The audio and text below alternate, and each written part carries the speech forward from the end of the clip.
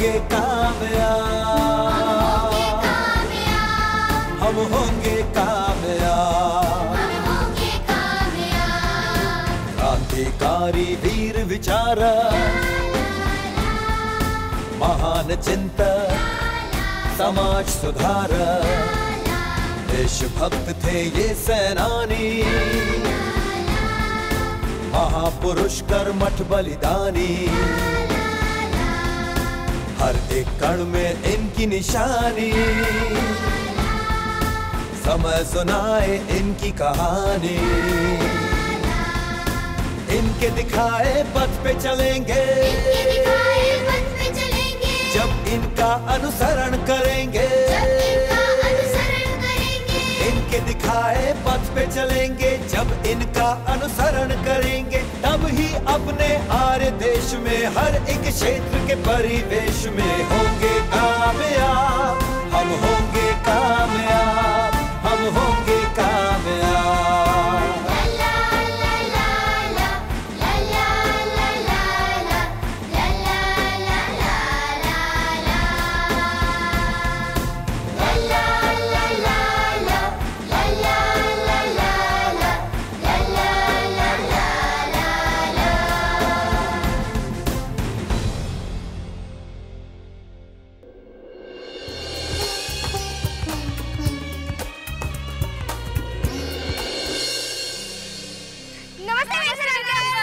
नमस्ते नमस्ते।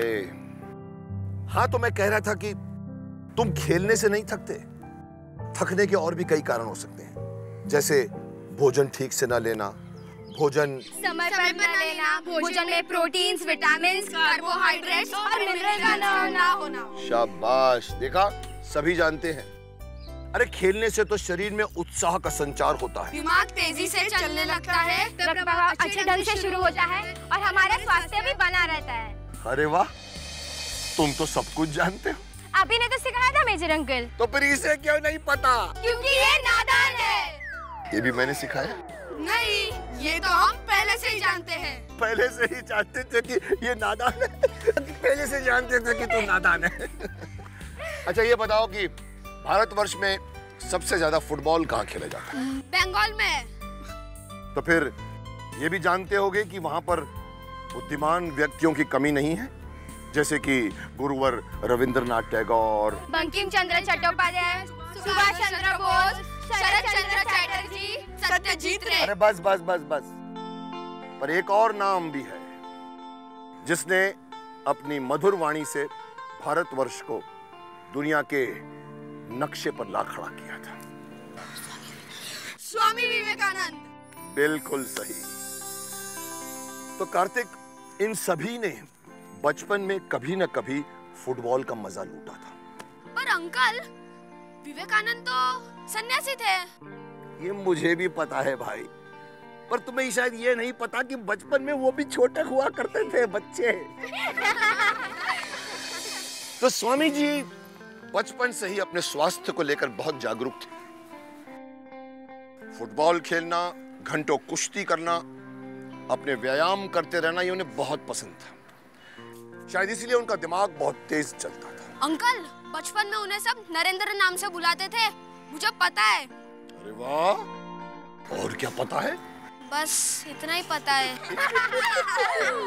चलो मैं बताता हूँ तुम लोगों को इसके आगे, पर पहले शरबत वरबत हो जाए। फुटबॉल के बाद शरबत का और भी मजा होता है। आओ मेरे साथ। चलो। एज प्रॉमिस्ड, ये रहे आप लोगों के शरबत के गिलास। हाँ, तो मैं कह रहा था कि नरेंद्र के अलावा भी उनका एक और नाम था। कौन बता सकता है? चलो मैं ही बतला देता हूं। उनकी मां भुवनेश्वरी देवी उन्हें शिव का प्रसाद समझती थी, इसलिए उनका नाम वीरेश्वर रखा गया था। मगर वीरेश्वर नाम बहुत बड़ा है, इसलिए बचपन में उन्हें प्यार से लोग बिल्ले कहकर पुकारते थे।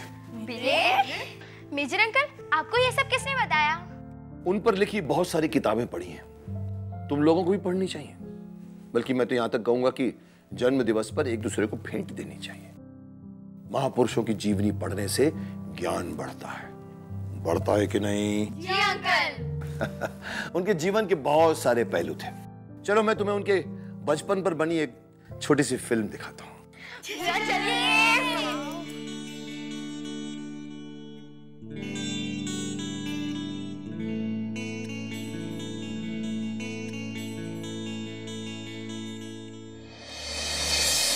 न हि ज्ञाने न सदृशम पवित्रमिह विद्यते तत्स्वयं योग संसिद्ध काले नात्मनि विन्दति।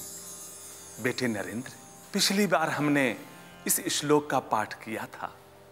क्या तुम बता सकते हो ये श्लोक किस अध्याय से लिया गया है और इसका अर्थ क्या है? गुरुजी, ये भगवद गीता के 4थे अध्याय का श्लोक है। न हि ज्ञाने न सदृश्यम पवित्रमिह विद्यते तत्स्वयं योग संसिद्ध काले नात्मनि विन्दति। इस अध्याय में विशेष रूप से ज्ञान, कर्म और सन्यासियों का वर्णन किया है। इसमें भगवान श्री कृष्ण ने अर्जुन को समझाया है कि इस संसार में ज्ञान के समान तप और पवित्र कुछ भी नहीं है। यह ज्ञान संपूर्ण योग का फल है। जो इसकी प्राप्ति कर लेता है वो अपने आप को जानने की क्षमता पा लेता है।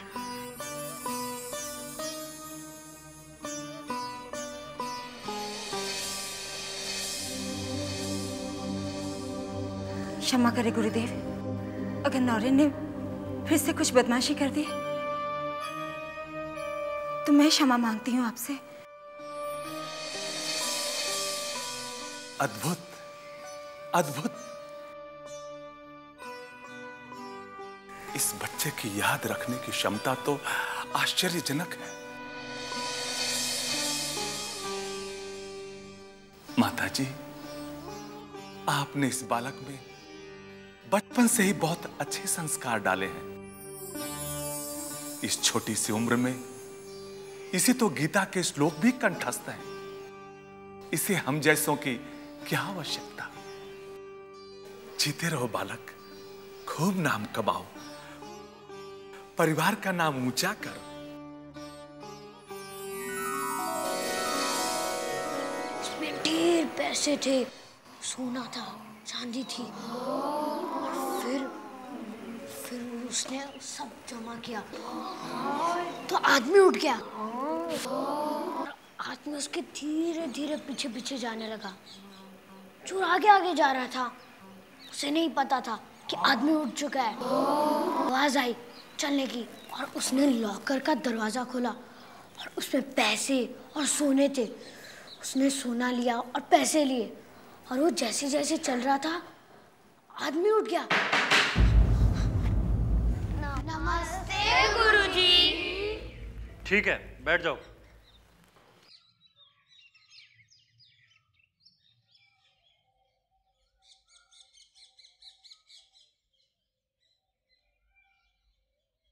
तो बच्चों, आज हम न्यूटन के सिद्धांत के बारे में पढ़ेंगे। अरे बताना उसके बाद क्या हुआ? अभी नहीं, बाद में बताऊंगा। सिद्धांत के मुख्यतः 3 नियम हैं। पता ना, कुछ नहीं होगा। गति, गुरुत्वाकर्षण और ऊर्जा। गुरुजी भी पीरियड खत्म होने के बाद ही अपने किताब में से मुंह ऊपर करेंगे तो कहानी भूल कर। जैसे ही वो आदमी चोर को पकड़ने के लिए लपका। गति, गुरुत्वाकर्षण, ऊर्जा, न्यूटन का जैसे सिद्धांत। चोर भाग रहा था उसकी धोती उतरती जा रही थी।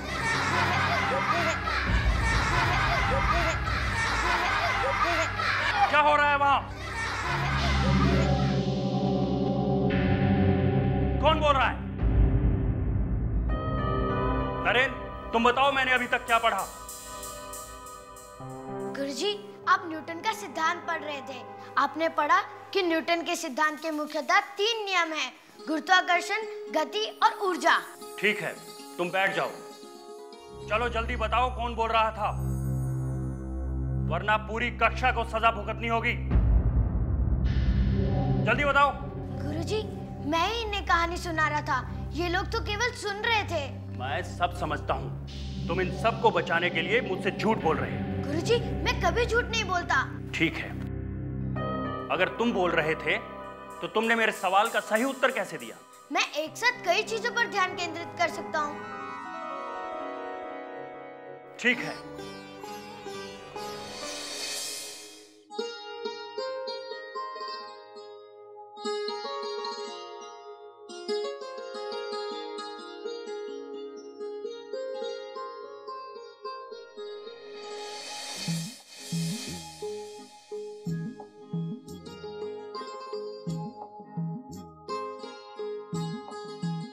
Very good Narendra, very good. जाओ बैठ जाओ।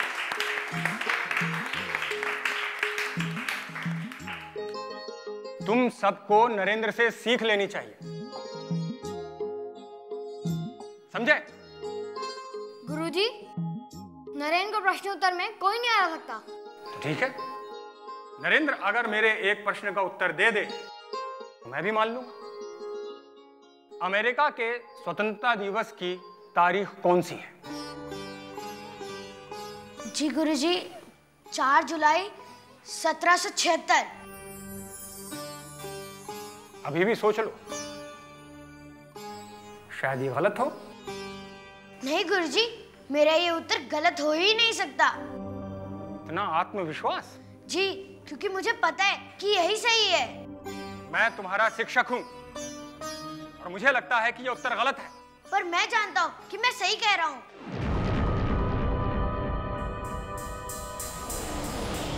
इतना अहंकार हो गया अपने ऊपर कि तुम मुझसे भी बहस करने लगे।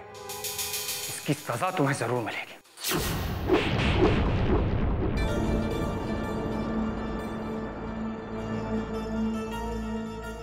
क्या लो?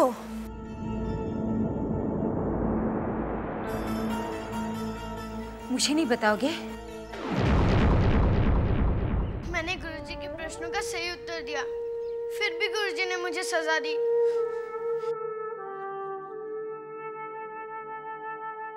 वाशु,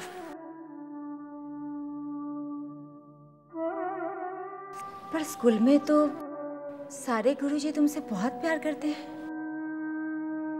फिर भी उन्हें ऐसा कदम उठाना पड़ा। इसके पीछे कुछ और बात होगी। हो सकता है तुमने उनके साथ अनजाने में कोई गलत व्यवहार कर लिया हो, या फिर तुमने उनकी कोई बात ना मानी हो। पर मेरी कोई गलती थी ही नहीं, तो गुरुजी मुझे क्यों सजा देना चाहते थे? এখন বুঝেছি। अब मैं समझी।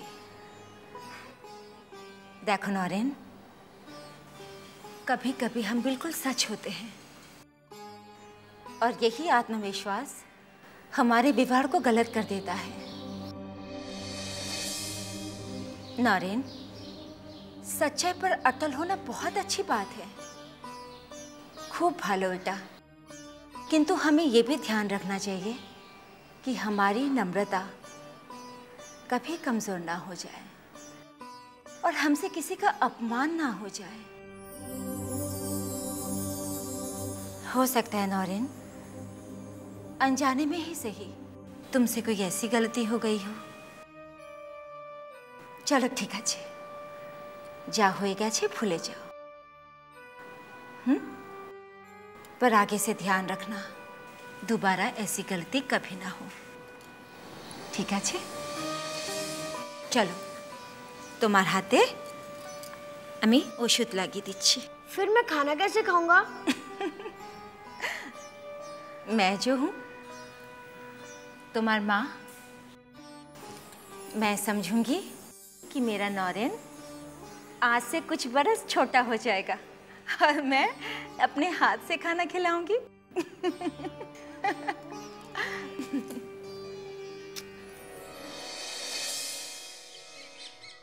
बेटे नरेंद्र, कल मुझसे बहुत बड़ी गलती हो गई। तुमने मेरे प्रश्न का सही उत्तर दिया था, मैंने अनजाने में ही तुम्हें सजा दी थी। इस बात के लिए मैं बहुत शर्मिंदा हूं बेटा। ये आप क्या कह रहे हैं गुरुजी? आप तो हमारे गुरु हैं। गलती तो मेरी थी, मुझे आपसे उस तरह बात नहीं करनी चाहिए थी। आप मुझे क्षमा कर दीजिए। नहीं बेटा, तुम्हें सजा देने से पहले मुझे सच्चाई के बारे में जान लेना चाहिए था। बेटा नरेंद्र, तुम्हारे जैसा संस्कारी विद्यार्थी पाकर तो मैं धन्य हो गया। अच्छा।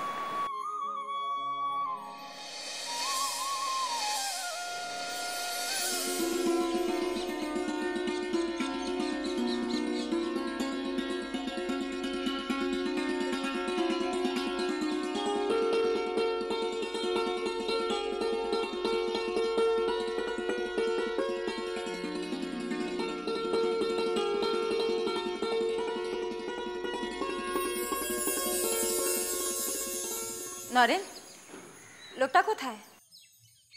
कहाँ छोड़ दिया? छोड़ नहीं दिया माँ, मैंने उसे दे दिया। उसे दे दिया? और तूने मुझसे पूछा भी नहीं? माँ मैंने ऐसा कुछ नहीं दिया जिसकी हमारे पास कमी हो। तुझे कैसे पता कि हमारे पास किस चीज की कमी है या नहीं? माँ मैं तो रोज देखता हूँ हमारे पास कितने लोटे हैं। इतने लोटों का हम क्या करेंगे? हे भगवान, तूने लोटा दे दिया। अब कौन सा वाला दिया? वो फूल वाला। फूल वाला? हे भगवान, तूने ये क्या किया? वो तो मेरे मायके की निशानी थी। माँ उस बेचारी के पास पीने के लिए कोई पात्र नहीं था, वो तो हाथ से पी रही थी। छलिका की नहीं हार पा रही ना। तेरी इन आदतों से मैं तंग आ गई हूँ। तुम बाज नहीं आओगे। इस तरह सारा सामान लुटाते रहेगा तो मैं घर कैसे चलाऊंगी? अब मैं तेरी एक भी नहीं सुनूंगी। चल मेरे साथ, चल। माँ, माँ, माँ मुझे क्षमा कर दो, फिर ऐसे नहीं करूँगा। मुझे कुछ सुनना नहीं है। माँ बहुत तंग करती है मुझे।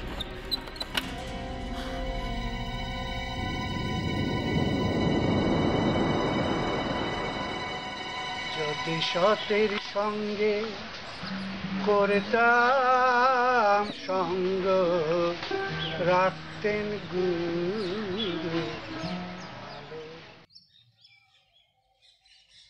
যদি সতের সঙ্গে করতাম সঙ্গ রাখতেন গুরু।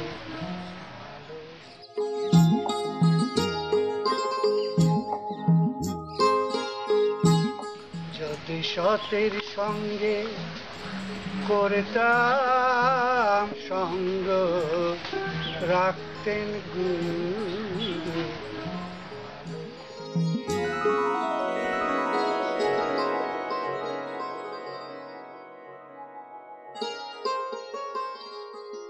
যদি সতের সঙ্গে করতাম সঙ্গ রাখতেন গুরু।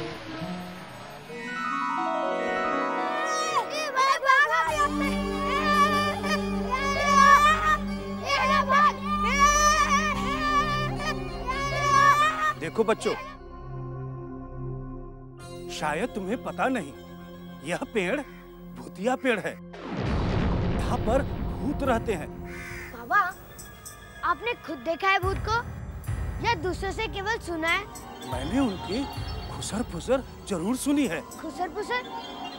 लेकिन जब हवा चलती है तब पत्तों की सरसराहट भी ऐसी ही सुनाई देती है। तो क्या मैं पत्तों की सरसराहट और भूतों के खुसर फुसर में फर्क नहीं कर सकता? अवश्य कर सकते हैं, इसीलिए तो मैंने आपसे पूछा कि आपने खुसर फुसर ही सुनी थी ना?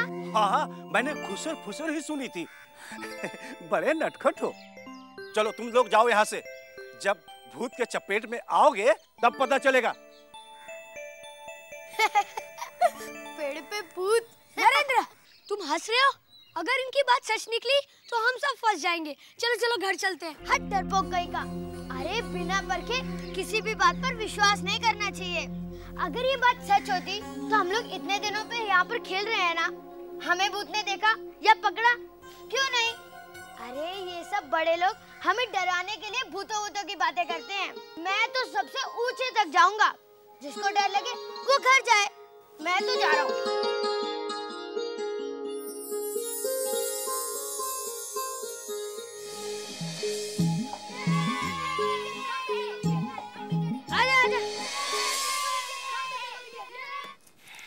ये क्या अंकल, चलने दीजिए ना, कितना अच्छा लग रहा था। ऐसा तो तुम दिन भर देखते रहोगे और विवेकानंद जी की कहानी खत्म नहीं होगी। वैसे तो विवेकानंद जी के सारे जीवन से बहुत कुछ सीखने को मिल सकता है, पर अब तक तुम लोगों ने जो कुछ भी देखा है उसको सार बनाकर तुम लोग अपने अपने जीवन में क्या बदलाव लाना चाहोगे?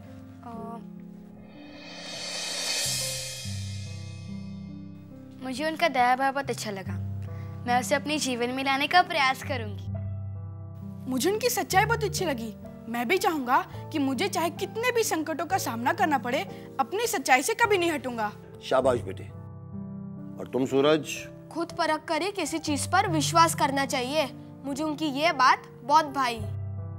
Very good. और ये सब करते हुए अपनी नम्रता कदापि नहीं खोनी चाहिए। ये जो बात उन्होंने बताई है इसे कोई न भूले। इसके अलावा आओ बच्चों, मैं तुम्हें एक और घटना सुनाता हूं उनकी जिंदगी की। सन 1893 में अमेरिका के शिकागो नगर में तब तक के मानव जगत ने जो कुछ भी उपलब्धियां हासिल की थी उसका प्रदर्शन करने हेतु एक विश्व स्तरीय सभा का आयोजन किया गया था। उसमें अन्य विषयों के साथ साथ धर्म जैसे विषयों पर भी चर्चा हुई थी। भारत से स्वामी विवेकानंद जी को प्रतिनिधि के रूप में आमंत्रित किया गया था। वहां पर उन्होंने बच्चों जो भाषण दिया था वो कमाल का भाषण था। उस भाषण ने भारत को विश्व के नक्शे पर स्थापित कर दिया।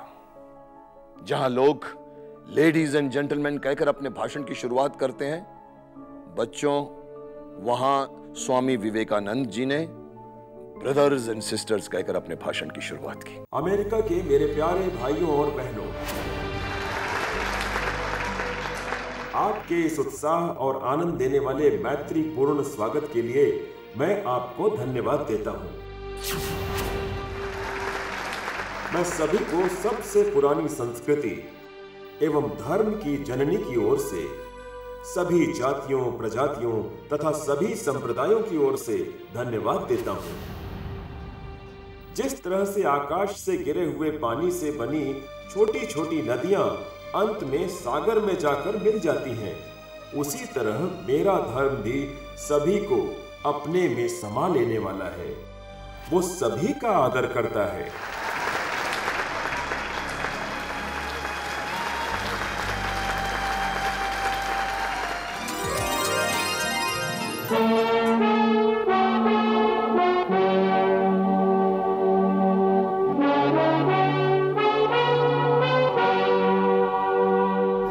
किन के हम नाम गिनाए,